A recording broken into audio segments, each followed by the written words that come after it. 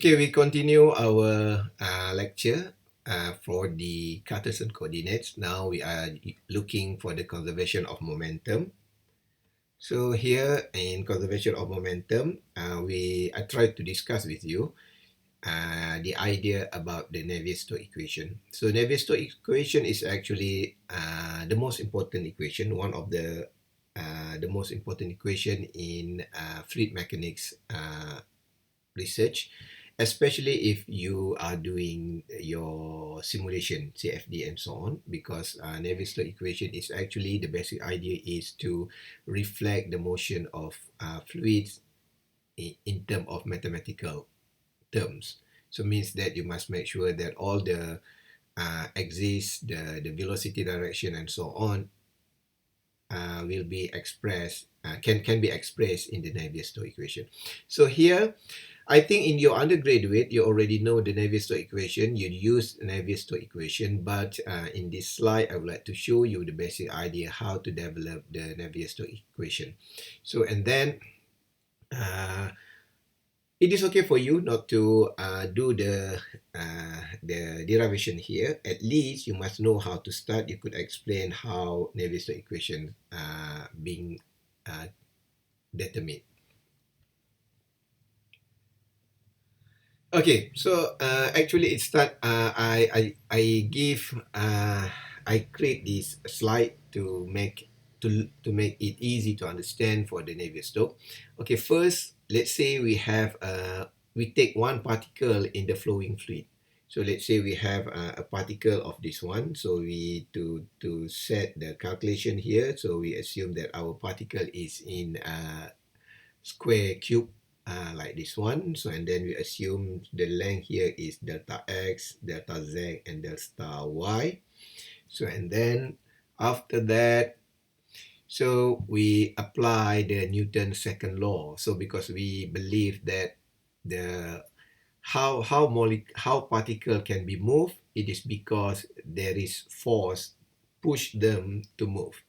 And then we start to use the idea of Newton's second law, which is F is equal to ma.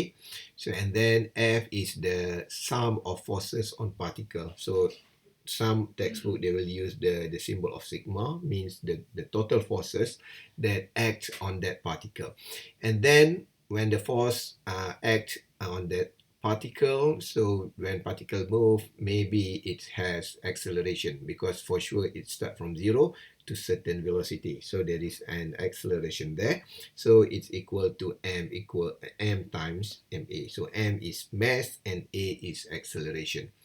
So and then we go for the sum of forces on a particle. So we could divide into two forces, which is the body force and the surface force. Okay, so what the meaning of body force and surface force? So it means that, you know, force is equal to P times A, means pressure that acts on surface. So means that if you have pressure, so and then you have surface, so means that you will have force. Okay, and the body force is actually force that exists because you are exist. Okay, the simple way to describe about the body force is weight. You already have mass and the gravity pull you, so means that you already have weight, and that weight is force. Okay, so means that every particle has their own mass, so it will give us the body force. Okay, so that is the idea. And then for the surface force here, it can be distributed into two idea, which is Fp and Fs. So P is actually about the pressure, and then the S is about the shear force. So I will talk about that later on. So we go for this one. So and then because we have m times A, so we have here we try to change the terms of m times A into the simple term. Okay, and then the simple terms, and then the simplest term, and also terms that related to the fluid mechanics research. Okay, normally people will change MA to rho time V. Okay, we have mass here, and then we change into rho times volume, because as I said, it actually comes from the rho is equal mass over volume. So we change, so we get mass times rho and volume. So why we change this one? Because if we only take mass, so it is not very specific in our calculation, because 1 kilogram of water, and you have another, for example, 1 kilogram of methanol. So you only have 1 kilogram, but you cannot differentiate the characteristic of that liquid. That's why we need the parameter of rho in the calculation. So we change the mass into the into the rho and volume, and then the A here is quite it's actually the secondary units, because the unit of acceleration is meter over second square, and the equation is actually v2 minus v1 over t. So why not we change into dv over dt? Okay, because the velocity is the simplest unit or simplest parameter for velocity, because acceleration we have second square, and then all the equation is actually using the value of velocity. So we change that, and then the equation will come like this. Okay, the equation will become like this, and then and then again, the weight here, we could change weight equal to mg, and then we replace the m with the rho and volume here. So we have this one.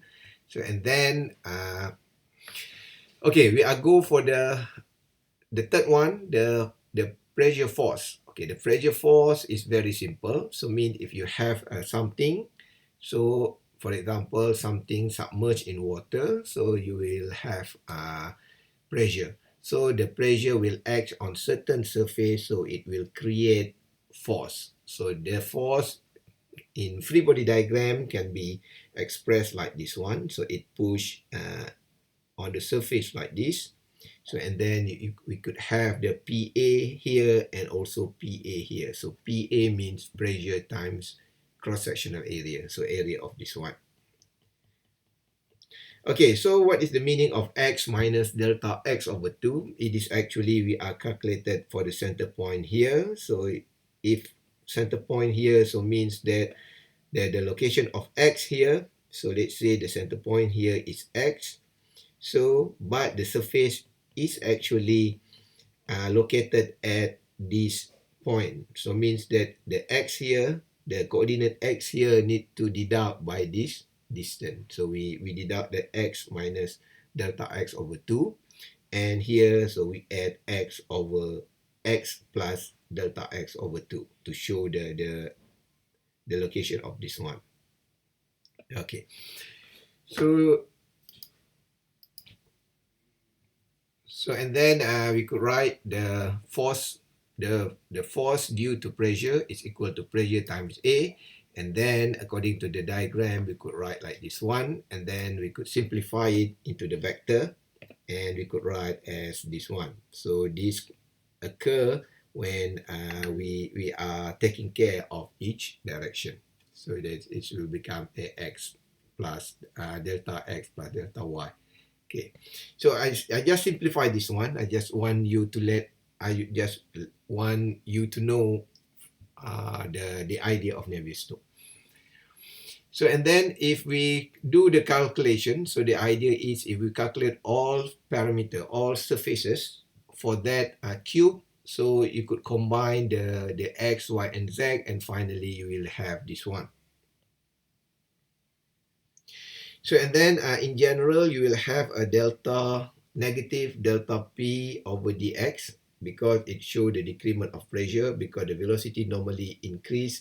This is the best assumption of this derivation. So when velocity increase, so the pressure will be decreased. So sometimes if you read textbook which shows very detailed calculation about Navier Stokes equation, so sometimes they simply put the negative and positive, because the previous researcher tried to try to curve fitting or try to reflect the real phenomenon from their experiment. Okay, later on in this subject, I will show you a few ideas where the researcher will do the curve fitting and simply get the equation. It is not a start from the mechanism like this one sometimes.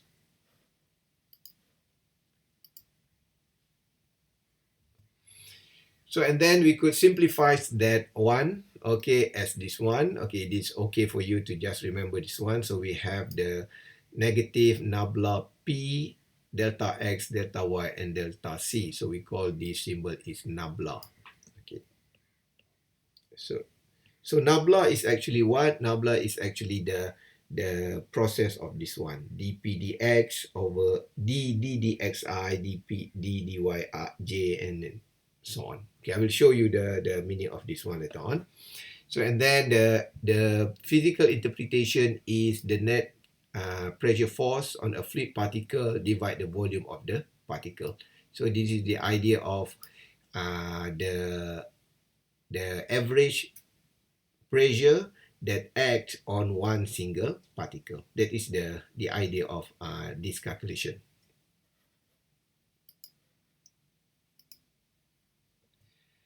So and then we analyze the shear force. Okay, the shear force is actually what happened. The basic idea of shear force is, okay, let's say we have a cube like this. So and then previously we talked about when we have pressure act on this surface, then you have force. Okay, and then if velocity and so on moving parallel with the surface like this, so mean the molecule is moving on this surface, so it will not give any pressure, but we know that every molecule will have viscosity. Viscosity means that the ability of molecule to stick on certain surface. So this is related to the idea of no slip condition. Okay, and then the second molecule on this one, so it's stick to the molecule here, but it's still capable to move forward or to move to other direction. So this will create shear. Okay, so because we have shear, and then the force will exist.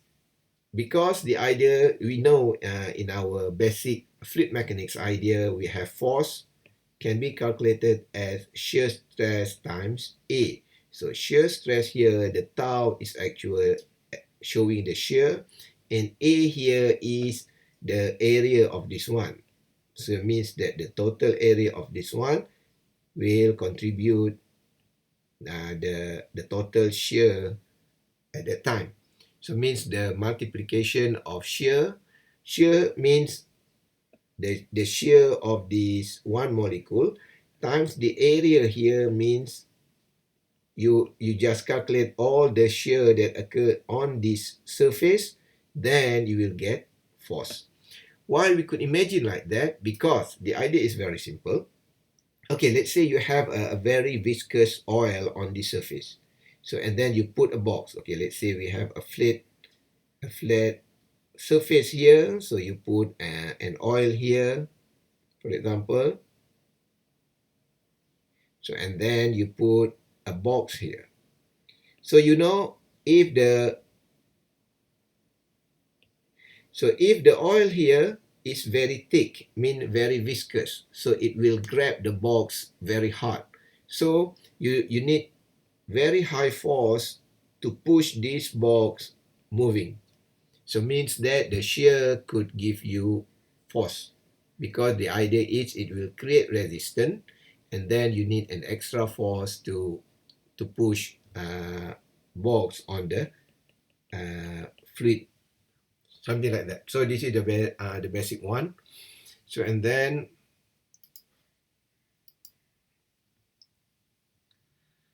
okay, so this is, I think you already learned this in dynamic or solid in your undergraduate. So this is how we use the tensor about the stress. So and then Okay, I make it simple. It is about the element of y in y direction, element of y in z direction, and so on and so forth. Okay, the idea is stress in the j direction on a face normal to the I axis. So this is the basic idea.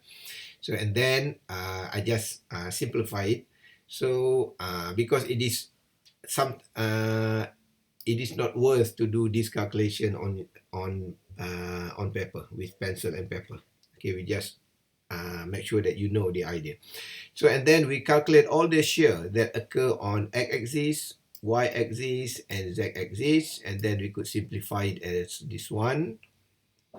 So and then we could again we could simplify it as nabla tau times volume. So and then the idea is the net shear force on a fluid particle over volume of the particle. So it means that it is the overall, because here we divide with the volume particle, so means that it is an average shear force for each particle. So then we already calculated all the parameter. What we need to do is we need to substitute into the equation that we have previously. So it starts from F equal ma, and then we simplify it like this one, and then we substitute all the terms. So we substitute the value of force due to pressure. So we have this one, and we have a negative sign, and then we have the shear force show as this one. So and then we could simplify the calculation. For example, the value of delta x, delta y, delta z will give us volume like this one. So and then we change it into volume, and then to simplify this one, or we could cancel the value of volume here. So we could get the value of this one. Okay, this is actually the idea of Navier, because Navier Stokes is actually consists of two names. So Navier proposed this one. Okay, so but okay, if you look into this equation, we have difficulties to calculate the value of delta tau, because to calculate the shear stress is not a simple works, because shear stress is actually reflect the ability of molecule to stick on the surface. So you cannot put your measurement device on one single molecule to know the shear stress of that molecule. That's impossible. So what we do at this stage is, so and then okay, there is come one scientist named Stokes. That's why this equation will become Navier Stokes equation. So it's actually the idea of Navier is fine-tuned by Stokes in 1845. So Stokes proposed that actually delta tau here can be assumed, can be calculated by using mathematical, and the shear stress here is actually comes from the idea of viscosity. You know, when oil viscous, when an oil is viscous, so it will give us a high force. So high force means it has a high viscous force. It has high shear force. Okay, so and then the Stokes proposed this equation, and then we could substitute into the value of tau here. So and then this is the proposal from the Stokes. Okay, later on you will see this one. Okay, as I said, it is actually it's Stokes reflect the value of shear stress by using the idea of viscosity. So and then we could replace the value of, if you see here, we have the rho g, we have a minor nabla pressure P, and plus delta tau. So and then we replace the value of delta tau here by using this one. So it will become this one. I'm sorry, Okay, so we have the rho du dt equal rho gx minus dp over dx plus mu, and all of this is actually reflect the value of shear stress. So now this equation is known as Navier Stokes equation. It is combination the idea of Navier and Stokes actually. And please bear in mind that this equation has it's depend on the axis. So we have the x-axis, we have y-axis, and we have z-axis. So when you use x-axis here, so please make sure all the subscript here is belong to the right axis. So we have the x here, and it will become u, because u is the velocity component for x, and v is the velocity component for y, and w is the velocity component for z. Okay, so and then I hope you could remember this one, and then we could solve a few problems by using this Navier Stokes equation.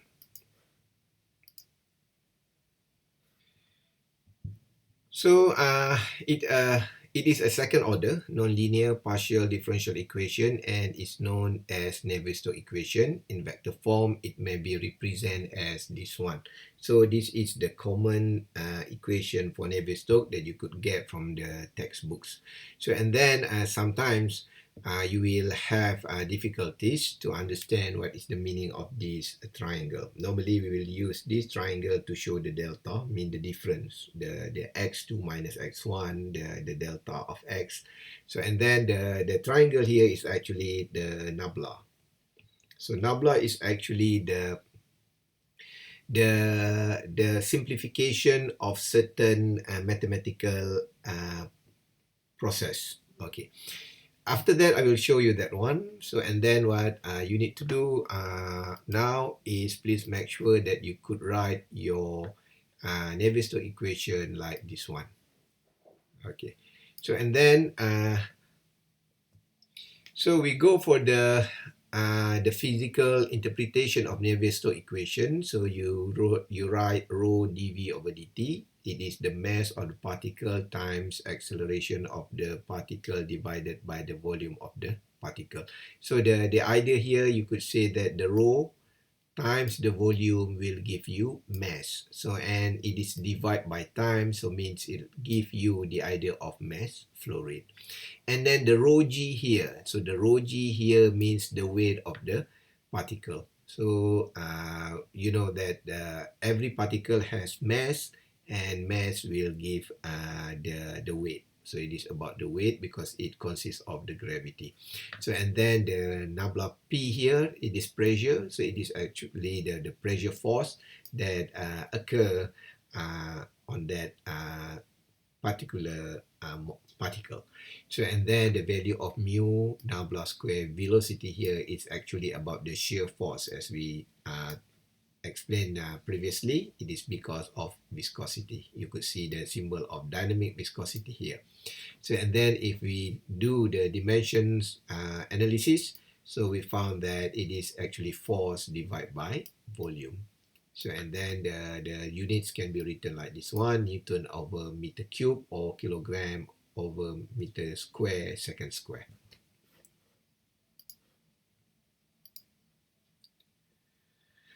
Okay, so and then so this is the complete Navier Stokes equation for Cartesan coordinates. So and then please remember all of this, and I will tell you sometimes certain textbook will give you different style of writing. You must make sure that you really know the difference of that writing style, because all of them is actually correct, but they express in certain style. Okay, here. Okay, why suddenly this term will become long like this, longer like this? Because it's actually reflect the value of d capital dv dt. So the meaning of d dt here, so you have the d over dt here, it is actually represent the expansion of this one. Okay, so if you write here, okay, you could write rho capital D small u over dt. Okay, because it is actually reflect the idea of rho d over dt for the component velocity of u. So here, so it is become the d over dt with the component of v and so on and so forth. So it means that the idea of d dt here is actually the expansion of this one. So please remember this one. And then the idea of this one. Again, if you see the idea of del square u over del x square, it's actually the simplification, the meaning of this nabla square. So the idea of nabla here is actually the idea of d square. I'm sorry. The idea of d square. The idea of del x square plus del square del y square plus del square del z square. So if the value of the idea is u, so you put all u here. Okay, so that is the simplification. So means that if you don't have u here, so if we don't have u here, so this actually equal the nabla square. So I hope you could take your time to learn the way Navier Stokes equation being written. Okay, so this is the Navier Stokes equation in polar coordinates. I just give you here, so at least you could snap and make your notes. Later on, I will show you again. So, and then this is the simplification. So this is the continuity equation for Cartesan coordinates and polar coordinates. Okay, so this is the what I want to share with you. Okay, so the meaning of d capital D over dt is actually this one. Okay, so you have a d over del dt plus u del x, v del y, and w will over dz. So if the value of u, if you put u here, so and then you need to put u all here. So it will become like this one. Okay, so and then the nabla is like this one.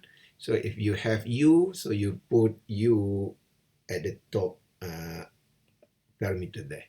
So you will have the terms like this one. Okay. So that the first thing that you really need to understand about Navier Stokes equation, because it consists a lot of items. Okay, please make sure that you could remember very well, but not all students, even me sometimes, just confused about the equation.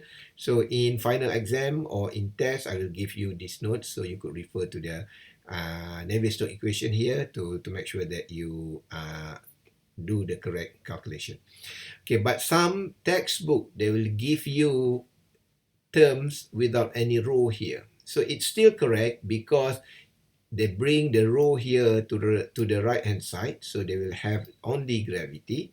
They will have 1 over rho here, and they will have mu over rho.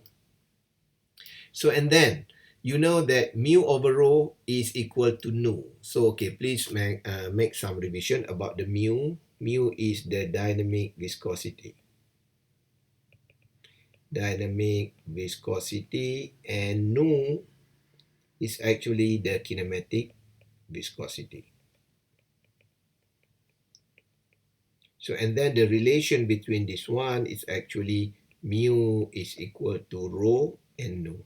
That's why when we have mu over rho, so it's changed into nu. But some certain textbook, they will give you in terms of nu.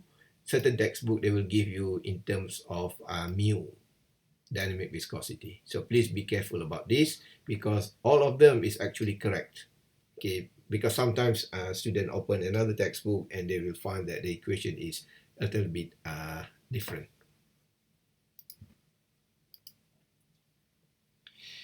So and then this is for u, and this is for v. You could snapshot this video later on, and then you could make your own notes. Don't worry. So and then this is the for the z axis. So the velocity component is w. Okay, so this is what I give you the, and then this is the Navier Stokes equation, the in polar coordinates. Or it's I'm not going to show this one, the how they the idea for this one, because it's quite complicated. It's in polar coordinate, so I just give you the equation. Okay, this is the simplification for d dt.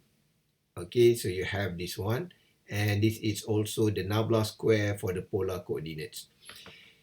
And for polar coordinates, we have r-axis, we have theta-axis, and we have z-axis. For r-axis, mean axis which is parallel to the radius, so you will have this one. Okay, if you expand this one, you will become this one. As I said, it is not easy to remember this one, and please do not worry, because I will supply this equation in your test and final exam.